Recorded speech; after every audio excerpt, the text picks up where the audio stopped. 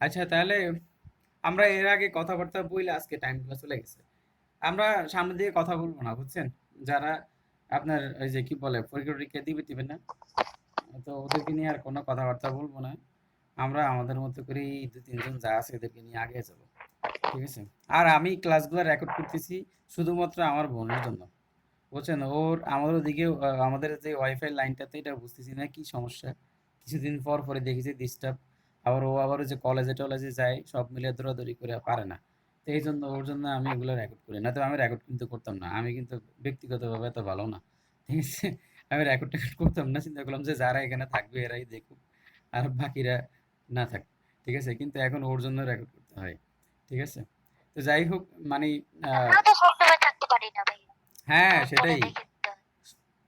এখন ঠিক আছে, দেখেন যে it rains a lot here, I wish it dash rain so অপার সো অপেন, মানে খুব ঘন ঘন বৃষ্টি হতো বা এরকম কোনো কিছু বোঝাচ্ছে। তাহলে এখানে আসলে আপনার উড নট বা শুড নট উইল নট এগুলা না দিয়ে এখানে আপনার ইয়েটা হবে আপনার ডিড নট, মানে নেগেটিভ করবেন তো আপনি এখানে। তো I I wish it did not rain so open, এখানে যাতে আপনার আহ, প্রায় সময় বৃষ্টি যাতে না হয় বা এরকম কোনো কিছু, তো এটাকে নেগেটিভ করতে হলে ডিড নট দিতে হয়। এগুলো খুব একটা আসে না পরীক্ষায়। তারপরেও যে আমরা সামনের দিকে দেখব যে এই ধরনের সেন্টেন্স নিয়ে আমরা ভবিষ্যতে আরো কথা বলবো। এটা আপনার ডিড নেট হবে এখানে। তো এরপর হচ্ছে একটা এই এক্সপ্রেশনটা যেটা সবচেয়ে বেশি আসে পরীক্ষায়, সেটা হচ্ছে it is time, it is high time. এরপর আমাদের যেটা সেটা হচ্ছে it is time, it is high time.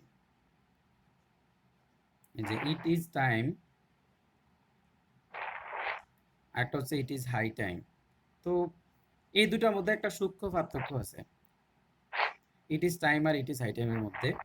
তো ইট ইজ টাইম দ্বারা বোঝানো হচ্ছে কোনো কিছু করার উপযুক্ত সময়, যে ইট ইজ টাইম, বা কোনো কিছু করার এখনই উপযুক্ত সময়, কোনো কিছু করার উপযুক্ত সময়।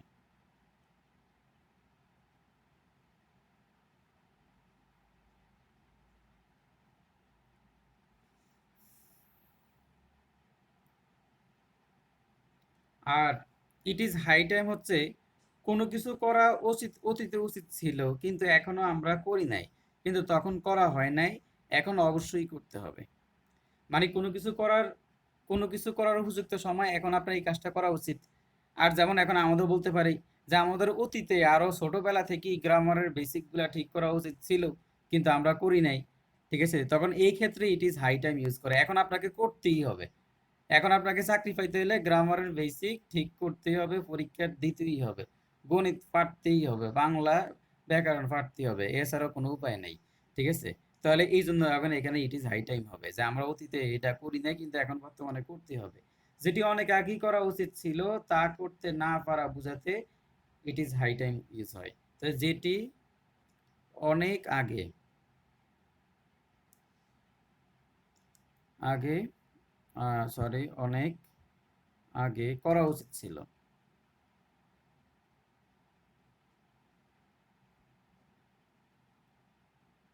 কিন্তু করা হয়নি, করা হয়নি, এখন কি মানে আহ, আচ্ছা, তার কিন্তু করা হয়নি এরকম বোঝাতে, বা করতে না পারা এরকম বোঝাতে হবে। তো ঠিক আছে, যেটি অনেক আগে করা উচিত ছিল কিন্তু করা হয়নি, এখন করতেই হবে।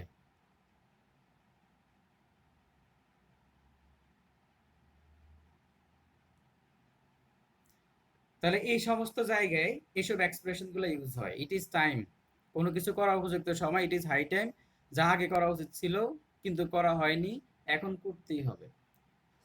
তো এরপরে it is time, it is high টাইমের দুইটা রুলস আছে এখানে শুধু, এগুলো একটু গুরুত্বপূর্ণ এখন যেসব রুলস গুলো দেওয়া হচ্ছে। আমার এই খাতাটাও শেষ হয়ে গেছে। ইট ইজ টাইম অথবা it is high time.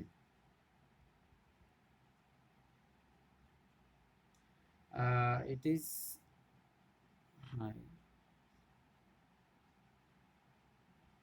High time.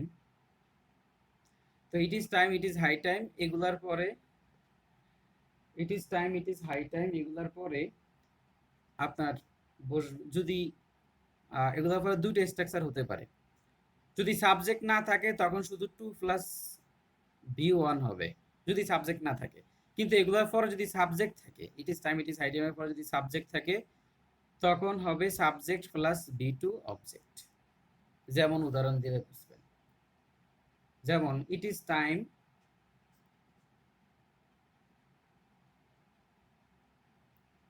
বা হাই টাইম, এখানে যে দুইটা যে কোনো একটা থাকবে। উই, দেখেন এগুলোর পরে সাবজেক্ট আছে, এই যে সাবজেক্ট চলে আসছে, তার মানে এখন ভি টু হবে। We solved hour problem. তাহলে ইট ইজ, এই যে it is time we solve হয়েছে, এই যে উই আসছে এই জন্য এখানে ভি টু। কিন্তু যদি এরকম হইতো ইট ইজ টাইম অথবা হাই টাইম টু সলভ, এই যে সাবজেক্ট এখন আর নাই, যখন যে অপশনে আর কোনো সাবজেক্ট নাই তখন আপনাকে লিখতে হবে to solve, this from to solve our problem. এইটাই হচ্ছে বিষয়। তাহলে it is time it is high time থাকলে টু প্লাস বি ওয়ান অথবা subject plus verb to object. একটু একবার দেখেন।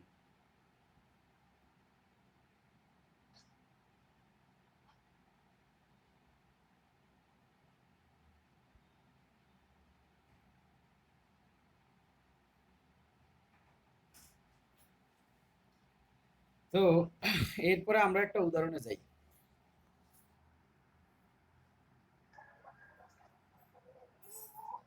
যেমন যদি লিখি যে it is high time, it is high time, it is high time you dash up, you dash up smoking.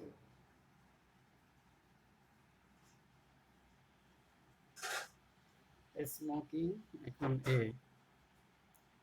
Give, এরপর হচ্ছে আপনার বি নাম্বারে গেভ, সি হচ্ছে আপনার হ্যাভ গিভেন, আর ডি হচ্ছে উইল গেভ, উইল গিভ। এবার বলেন it is, it is high time, আচ্ছা হাই টাইম লিখি নাই, it is high time you dash up smoking, তাহলে গিভ, গেভ, তারপর হচ্ছে আপনার হ্যাভ গিভেন, উইল গিভেন, কোনটা হবে? এটা হচ্ছে এ। কোনটা হবে বলেন? B বি নাম্বার, এই যে ইউ, gave এই হবে যে গেভ, এই যে বি টু, বি টু এখানে গেভ হবে, ইউ গেভ আপ স্মোকিং। তা আপনার মানে একটা মেয়ে তার ওই নতুন বিয়ে হয়েছে, এখন হাজবেন্ডকে বলতেছে, এখন হাজবেন্ড বসে বসে সিগারেট খাচ্ছে, তো জিজ্ঞাসা করছে কে, আচ্ছা তুমি সিগারেট খাচ্ছ কত বছর ধরে খাচ্ছ? ওই সেই তো ধরো যে মোটামুটি যখন বুস্টুস হয়েছে তখন থেকে, মানে ছোটবেলা থেকে সে খেয়ে আসতেছে, ধরেন এই কত 6-7 থেকে আরই ধরেন, বা 8-9 থেকে। তো হিসাব টিসাব করে দেখলো যে মিনিমাম 10-12 বছর বা 15 বছর, ধরেন 15 বছর। তো বলছে দিনে কয়টা করে খাচ্ছ? বললো যে 4-5টা করে খাচ্ছ, খায়। এখন সেই হিসাব টিসাব করে দেখলো যে আরে বিশাল টাকা, ধরেন যে 1-1.5 লাখ টাকার মতো চলে আসছে বা 2 লাখ টাকার মতো আসছে। পরে ক্যালকুলেটর দিয়ে হিসাব করে বলে কয়, দেখো তুমি যদি সিগারেটটা শুধু না খাইতা এখন আজ তোমার 2 লক্ষ টাকা ক্যাশ থাকতো। এখন মেয়েটা এবার, ছেলেটা এবার ওকে বলছে আচ্ছা ঠিক আছে তাহলে তুমি আমাকে 2 লাখ টাকা দাও। পরে কিসের টাকা দিব? বলছে, তুমি তো সিগারেট খাও না, তাহলে তোমার কাছে তো 2 লাখ টাকা থাকা উচিত ছিল। ঠিক আছে? তাহলে সে আবার ফুচকা খাইয়া শেষ করে দিছে এরই। যাই হোক সবগুলো একই গোয়ালের গুরু। তো it is high time you gave up smoking. আমার বন্ধু বান্ধব কতগুলো আছে, আমার বন্ধু বান্ধব কতগুলো আছে যে ওরা খায় বসে বসে। ঠিক আছে, তা আমার একটা স্বভাব হচ্ছে আমার মানুষের সাথে মিশলে মানুষের ব্যাড হ্যাবিট আমার কাছে আসে না। যেমন আমি ওদের সাথে এত মিশি কিন্তু ওদের যেই এই যে ব্যাড হ্যাবিটটা এটা আমার কাছে আসে না। ঠিক আছে, কিন্তু মানে অনেক মানুষ আছে যে বন্ধুদের পাল্লায় করে হয়ে যায়, আমি এটাকে বিশ্বাস করি না। মানুষ আরেকজন দ্বারা প্রভাবিত হয় না, মানে আরেকজন আপনাকে খারাপ কখনো করতে পারবে, আপনি নিজেই খারাপ হবেন। আরেকজনকে মানে ইয়া দেয় আরই, দোষটা দেয় যে আমি ওই বন্ধুর জন্য সিগারেট খাওয়া শুরু করছি। এটা ভুয়া কথা। এ নিজেই দেখা গেছে যে আপনার সমস্যা আছে, নিজেই ইন্টারেস্টেড ছিল। তো ওরা আমার সামনে বসে বসে মানে অনেক খায় সিগারেট, ঠিক আছে? বা আমি গেলে কম খাই, আমি না থাকলে আরো বেশি খায়। ওরা জানে যে এটা আমি পছন্দ করি না, একটু কম খায়, একটু আবার সরে যেয়ে খায় এরকম। তো কিন্তু দেখলাম যে ওদের এই প্রভাবটা আমার মধ্যে আল্লাহ না করুক কখনো আসে না এবং ভবিষ্যতে আসবে না, ঠিক আছে? কিন্তু ওদের আবার ভালো অনেকগুলা গুণ আছে, ওগুলো আবার আমি রিসিভ করি। তো it is high time dash the work. এখন এতে হচ্ছে ডিড, বি হচ্ছে ডুইং,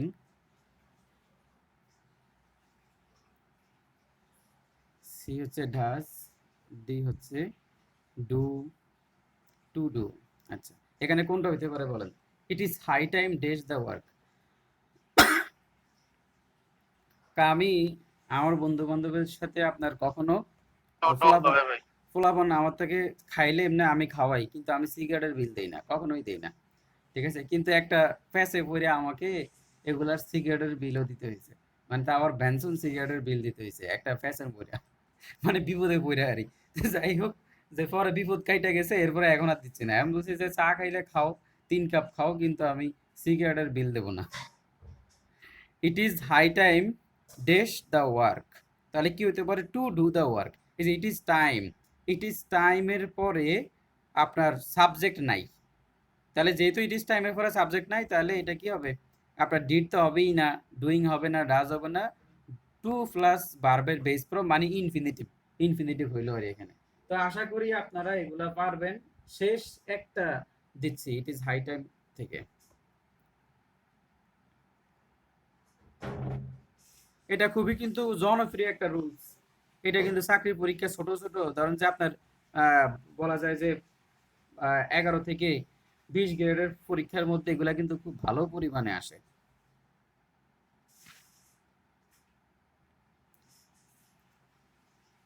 আপনারা এখানে যেই কজনই আছেন, আপু 2 জন আছেন, আর কেউ আমাদের হাবিবা বিতি আপু মাঝে মাঝে যুক্ত হয়। তো উনি সহকারে আপনারা যারা আগামী প্রাইমারিটা পরীক্ষা দিবেন, ঠিক আছে, খুব বেশি ডেডিকেটেড থেকে দিবেন যাতে চলে আসে। এবং ইনশাল্লাহ আপনাদেরকে গ্রামার এবং বাংলা গ্রামার, ইংরেজি গ্রামার, গণিত এবং বিজ্ঞান সাইড বা সাধারণ জ্ঞান অংশ, বা ধরেন যে ইংরেজি বাংলা গণিত, এই তিনটার থেকে ভালো একটা সাপোর্ট পাবেন আমাদের এই জুম মিটিং থেকে। খুব ভালো সাপোর্ট পাবেন আপনি। এখন আপনার কাজ হচ্ছে উড়াধুরা ভাষায় পড়া, এরপরে আপনার বেসিক ডেভেলপমেন্টের জন্য যা যা দরকার ওগুলো আপনি ইনশাল্লাহ গ্রুপ থেকে ধীরে ধীরে পাবেন। একসাথে তো আর সবকিছু সম্ভব না, আপনি ধীরে ধীরে পাবেন, ঠিক আছে? এরপরে আল্লাহর মতো একটা জব নিয়ে ফেলেন প্রাইমারিতে, এরপরে আস্তে আস্তে বিসিএস এর খুব ভালোভাবে রিটেন, ফ্রিলি রিটেন একসাথে করে বিসিএস এর প্রস্তুতি নেবেন, ঠিক আছে? এখন আপাতত প্রাইমারিটাকে বেশি ফোকাস করেন। প্রাইমারিকে ফোকাস করা মানে আপনি বিসিএস এর 80% শেষ হয়ে যাবে। It is time that the children dash went to their bed, go to bed, went to bed, go to their bed.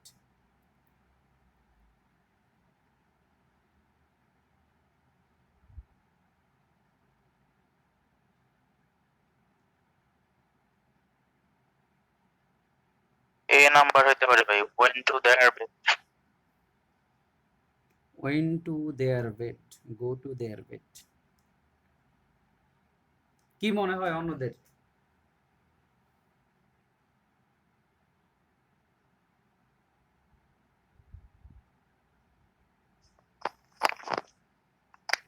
এ নাইলে সি হবে ডি নাইলে, ডি অথবা না, এ নাইলে সি, সি সি। এ অথবা সি। সি বলতেছেন? She went to bed. A A নাম্বারটা নাইলে সি নাম্বারটা, আর তো ওয়েন কোথাও নাই। এ নাম্বার আচ্ছা, এতটুকু পর্যন্ত ধরতে পারছেন, এটাই আলহামদুলিল্লাহ, যে আর তো এন্ড কোথাও নাই, ঠিক আছে? এই জন্য এখানে দুইটার একটা হবে, এইটাই কজনে ধরতে পারে, ঠিক আছে?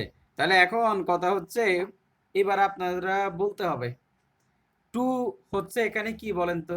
টু হচ্ছে এখানে ফ্রি পজিশন। তো ফ্রি পজিশনের অবজেক্ট, ফ্রি পজিশনের পরে কি বসে? অবজেক্ট বসে না? অবজেক্ট, অবজেক্ট বসে, তাহলে দেয়ারটা কি এখানে হবে? ফ্রি পজিশনের পরে একটা মাত্র ফ্রি পজিশনের পরে তো এখানে আপনার কি আছে? দেয়ার ভ্যাড আছে, ঠিক আছে? তো দেয়ার তো পসেসিভ। ফ্রি পজিশনের পরে তো ডিরেক্ট নাউন হবে, ডিরেক্ট নাউন ইকুইভ্যালেন্ট কোনো কিছু, বুঝছেন? ফ্রি পজিশনের পরে নাউন ডিরেক্টলি নাউন ইকুইভ্যালেন্ট কোনো কিছু হবে। ফ্রি পজিশনের অবজেক্ট থাকে, অবজেক্ট ফ্রি পজিশনের পরে সবসময় অবজেক্ট থাকে। তাহলে আপনি এখানে যদি বলেন ওয়েন টু দেয়ার বেড, মানে দেয়ার বলতে খুবই সুন্দর লাগতেছে, অর্থ খুব সুন্দর মিলে বা বললে একটু শান্তি লাগে বুকের মধ্যে, বুঝছেন? কিন্তু আসলে দেয়ারটা এখানে হবে না, এখানে হবে ওয়েন টু বেড। কারণ টু হচ্ছে ফ্রি পজিশন, ফ্রি পজিশনের পরেই অবজেক্ট নিছে।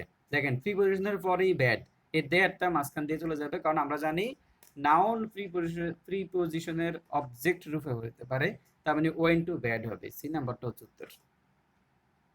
এই একটাই কঠিন ছিল এখানে, বুঝছেন? আমার দৃষ্টিতে এটাই একটু কঠিন ছিল, যেটা দ্বারা আপনাদেরকে একটু মানে বিপদে ফেলানো যাবে।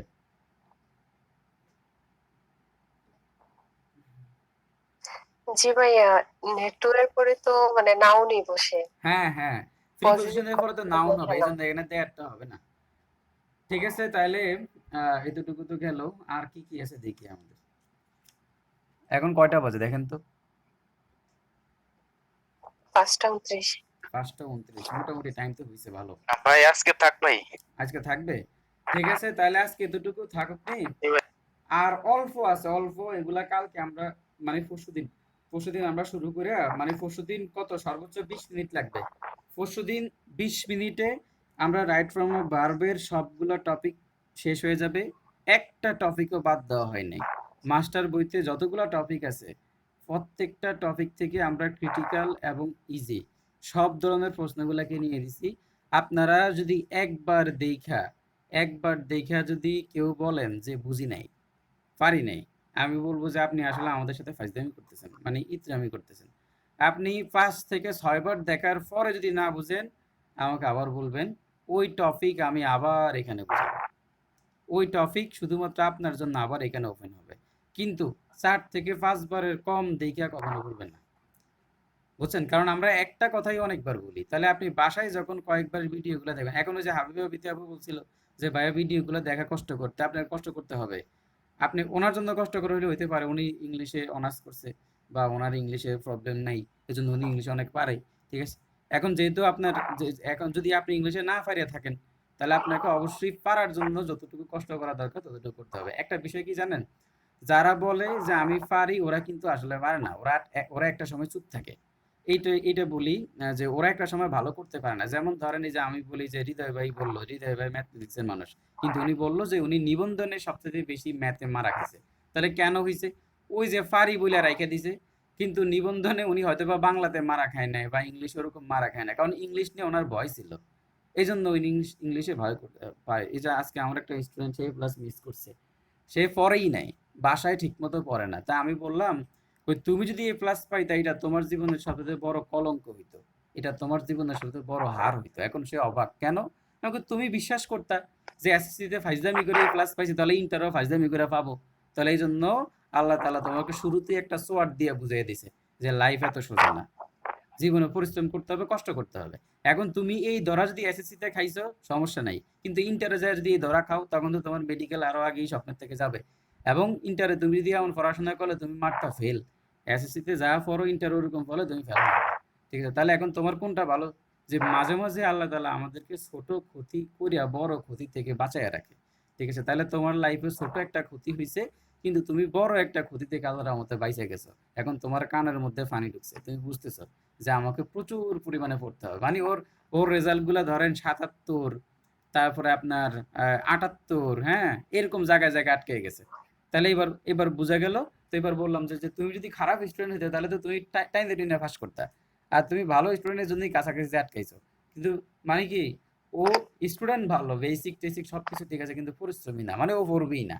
ও ওর আব্বু বলে ও যদি ভালো রেজাল্ট করিয়া ফেলে, তাহলে এটা আসলেই ওর জন্য এটা ব্যর্থতা, সরকারের জন্য ব্যর্থতা, যে ও ভালো রেজাল্ট কেমনে করলো। ঠিক আছে, তো এই জন্যই বলি যে ওইটা ডিজার্ভ করে না, মানে সোজা কথা হচ্ছে সে প্লাস ডিজার্ভ করে না। এই জন্য আমি বললাম যে তুমি যদি এ প্লাস পাইতে, তাহলে এটা তোমার জীবনের সবচেয়ে বড় ব্যর্থতা হইতো, একটা বড় হার হইতো।